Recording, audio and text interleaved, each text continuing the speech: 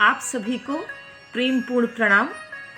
आज हम आप सबको मातृत्व का प्रेम और सम्मान क्या है इसके बारे में कुछ बताएंगे। माँ का प्रेम त्याग, बलिदान, ममत्व एवं समर्पण अपनी संतान के लिए इतना विराट है कि पूरी जिंदगी समर्पित कर दी जाए तो भी माँ के ऋण से ऋण नहीं हुआ जा सकता। संतान के लालन पालन के लिए हर दुख का सामना बिना किसी शिकायत के करने वाली माँ के साथ बिताए दिन सभी के मन में आजीवन सुखद व मधुर स्मृति के रूप में सुरक्षित रहते हैं। इसलिए कहा जाता है कि माँ बच्चे की प्रथम पाठशाला है। मातृ देवो भव, यह सूत्र भारतीय संस्कृति का परिचय पत्र है। ऋषि महर्षि की तप साधना से अभिसिंचित इस धरती के जर्रे जर्रे में गुरु, अतिथि आदि की तरह माँ भी देव रूप में प्रतिष्ठित रही है। रामायण में महर्षि वाल्मीकि की यह पंक्ति जननी जन्मभूमिश्च स्वर्गादप गर्यसी, प्रारंभ से ही यह मातृशक्ति की पूजा होती आई है। ऐसा कहा जाता है कि भगवान हर किसी के साथ नहीं रह सकता, इसलिए उसने माँ को बनाया है। माँ हमारे जीवन की हर छोटी बड़ी ज़रूरतों को ध्यान में रखने वाली और उन्हें पूरा करने वाली देवदूत होती है। इसलिए कहा जाता है कि माँ समूची दुनिया में माँ से बढ़कर कोई दूसरा रिश्ता नहीं होता है। वह संपूर्ण गुणों से युक्त है, गंभीरता में समुद्र और धैर्य में हिमालय के समान है। इसलिए संसार माँ का इतना महिमा मंडन करता है। मातृत्व की छाया में माँ न केवल अपने बच्चों को सहेजती है, बल्कि आवश्यकता पड़ने पर उसका सहारा भी बन जाती है। माँ रूपी सूरज चैरवती चैरवती का आह्वान है। उसी से तेजस्विता एवं व्यक्तित्व की आभा निखरती है। माँ का ताप मन की उम्मीदों को कभी भी मरने नहीं देता है। माँ का हर संकल्प मुकाम का अंतिम चरण होता है। माँ का दुलार और प्यार भरी पुचकार ही बच्चे के लिए दवा का कार्य करती है। इसलिए ही ममता और स्नेह के इस रिश्ते को संसार का सबसे खूबसूरत रिश्ता कहा जाता है। दुनिया में माँ के जैसा कोई भी रिश्ता इतना मर्म स्पर्शी नहीं हो सकता। माँ एक भाव है, मातृत्व का, वात्सल्य का, त्याग का, प्रेम का, और यही भाव उसको विधाता बनाता है। माँ के भीतर एक दैवी सुरक्षा चक्र होता है जो बच्चों को सुरक्षा प्रदान करता है। माँ शक्ति का स्वरूप होती है, माँ जननी होती है, माँ प्रेम की मूरत होती है, माँ में ममता का भाव होता है। माँ के प्राण ही बच्चों से बंधे हुए होते हैं।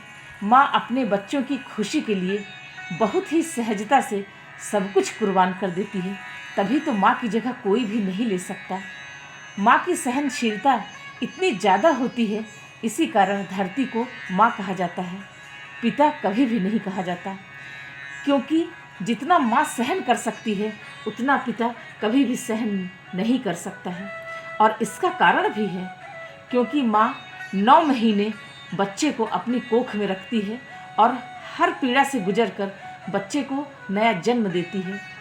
जरा ये सोचो कि उन महीनों में वो कितनी पीड़ा सहती होगी, ये तो एक माँ ही बता सकती है। बच्चा पैदा होने से पहले उसका हर तार माँ से जुड़ा रहता है। माँ के खून पसीने से बच्चे का निर्माण होता है। माँ के हर क्रियाकलापों से बच्चा प्रभावित होता है।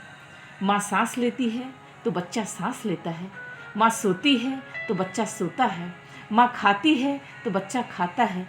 माँ का हर प्रभाव बच्चे के ऊपर पड़ता है। माँ के ऊपर एक बच्चे का पूरा जीवन निर्भर होता है। माँ बच्चे का जीवन केंद्र होती है। एक बच्चा माँ की नाभि से जुड़ा होता है। माँ बच्चे एक ही होते हैं। बच्चा माँ के ऊपर पूरा निर्भर होता है। माँ एक बहुत ही बड़ा सृजन है जिससे एक जीवन का निर्माण होता है। माँ इस संसार में इतना बड़ा सृजन करती है कि उसकी पूरी प्राण ऊर्जा उसमें खत्म हो जाती है। संसार में इतने बड़े सृजन के बाद दूसरा कुछ बचता ही नहीं है। जिसने एक जीवन को जन्म दे दिया, उस माँ के लिए लगभग सारी ऊर्जा समाप्त हो जाती है, क्योंकि दुनिया में सबसे कठिन काम है सृजन करना। हमारे हिंदू परंपरा में माँ का स्थान गया श्राद्ध में बहुत ही ऊंचा माना जाता है। जब पिंडदान होता है माँ की आत्मा की शांति के लिए, तब एक बच्चा ये बोल के पिंडदान देता है कि जब से वो माँ के गर्भ में आया है, तब से लेकर पैदा होने तक कितनी लातें मारी होंगी माँ के पेट में, कितने घूंसे मारे होंगे माँ के पेट में, कितनी रात खाना न खाने दिया होगा, कितनी रात सोने न दिया होगा। सब कुछ याद करते हुए वो माँ का पिंडदान देता है और तर्पण करता है और माँ के मुक्ति की कामना करता है, क्योंकि सृजन में ही सृष्टि का निर्माण होता है। इसलिए माँ शब्द इतना मूल्यवान होता है।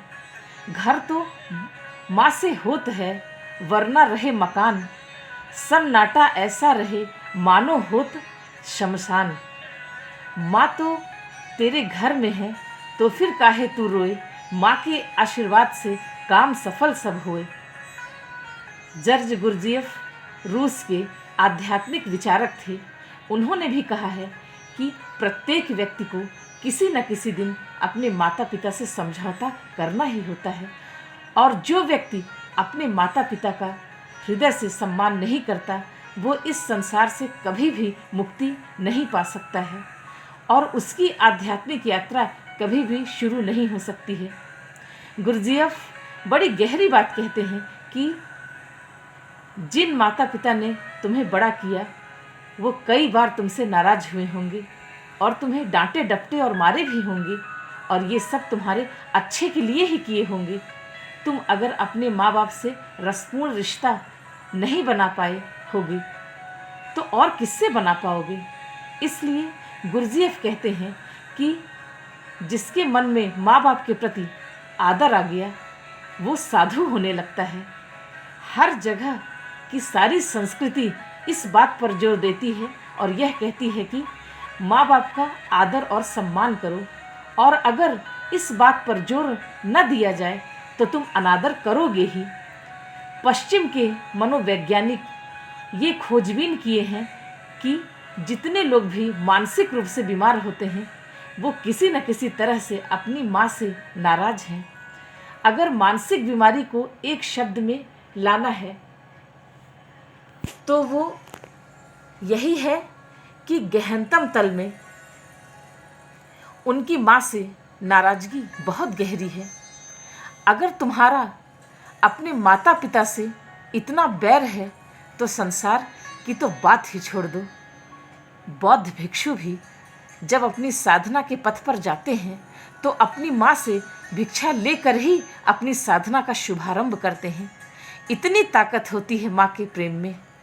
संत साधु कितने हुए, दुनिया करे जिनका गुणगान, उनको जिसने जन्म दिया वो माँ है सबसे महान। ये माँ की बहुत बड़ी महिमा है, ये एक मातृत्व की बहुत बड़ी गरिमा है।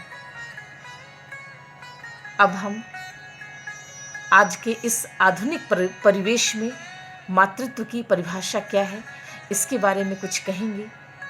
तो आज की इस आधुनिक परिवेश में मातृत्व की परिभाषा बिल्कुल बदल चुकी है। आधुनिकता हमारा जीवन हो गया है।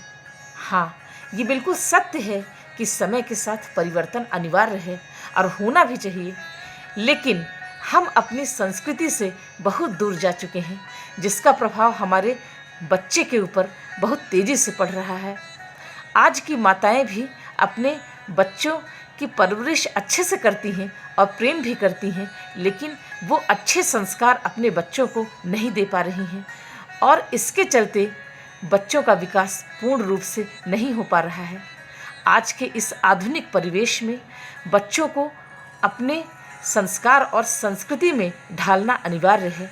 बच्चों को अच्छे संस्कार सिखाने के लिए सभी माँ बाप को इसके प्रति जागरूक होना अनिवार्य है। अगर माता पिता को खुद पता नहीं है कि संस्कार और संस्कृति क्या है, तो वो अपने बच्चों को कैसे शिक्षा देंगे। इसलिए आज के सभी माता पिता से ये कहना है कि जागरूक बने, जिससे अपने बच्चों को सही दिशा दिखा सकें और अपने बच्चों का अच्छा मार्गदर्शन कर सकें। आज के लिए बस इतना ही।